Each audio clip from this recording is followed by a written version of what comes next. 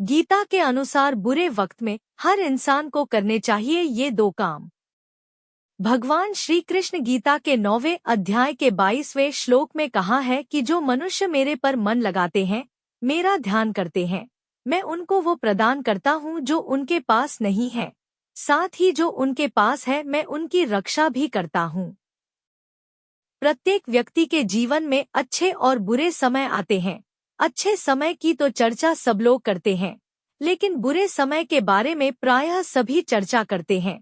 अक्सर लोग कहते हैं कि मेरा समय बहुत खराब चल रहा है, समझ नहीं आ रहा कि क्या किया जाए, कैसे अपने बुरे समय को अच्छे समय बदलूं। लेकिन सच तो ये है कि दो चीजें ऐसी हैं जिसे बुरे समय में करने चाहिए।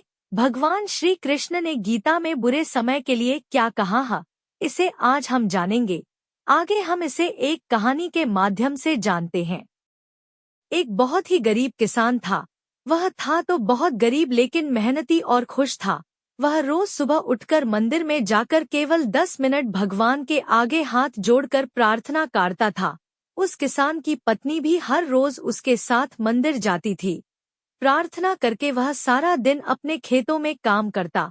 उसका जीवन बहुत अच्छा चल रहा था। अपनी मेहनत से वह कुछ ज्यादा तो नहीं कमा पाता था, लेकिन फिर भी जितना भी कमाता था उसमें से कुछ पैसे लोगों की भलाई में लगा देता था। एक उस किसान के गांव में बीमारी फैल गई। किसान का एकलौता बेटा बीमार पड़ गया। किसान के गांव में इस बीमारी की इलाज के लिए कोई अच्छा डॉक्टर नहीं था। पास के शहर में उस बालक को ले जाया गया। शहर के इस अस्पताल का इलाज बहुत ही महंगा था। उस बेचारे किसान के लिए अस्पताल और डॉक्टर का खर्चा आदि दे पाना बहुत ही मुश्किल था। किसान दिन प्रतिदिन हिम्मत हारता जा रहा था। एक दिन अस्पताल में बैठे बैठे वह इतना हताश हो गया कि वो जोर जोर से रोने लगा। साथ ही कहने लगा, पता नहीं किस चीज का बदला भगवान मुझसे ले रहे हैं। कभी वह खुद को कोसता तो कभी भगवान को, लेकिन किसान की पत्नी को भगवान पर अटूट विश्वास था। लेकिन किसान को आशा की कोई किरण नजर नहीं आ रही थी। अस्पताल के कुछ दूरी पर ही मंदिर था। किसान की पत्नी हर रोज उस मंदिर में प्रार्थना करने जाती थी, लेकिन किसान का मन प्रार्थना करने का नहीं करता था।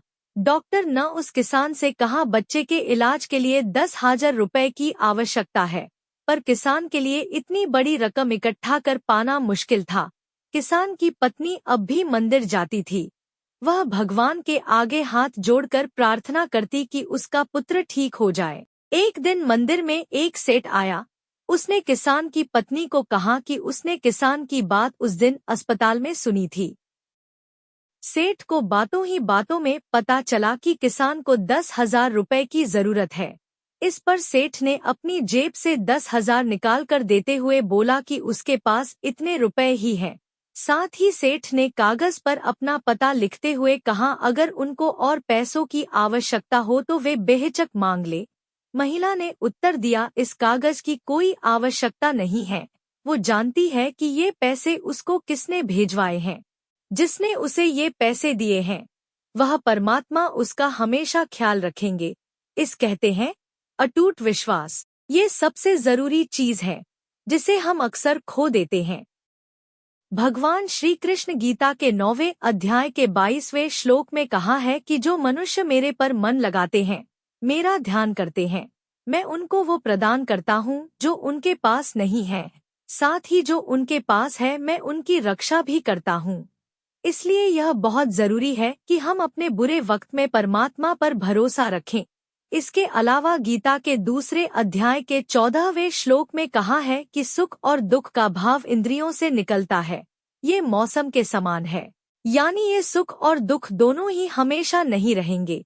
इसलिए हमें सुख और दुख का समान भाव से सामना करना चाहिए।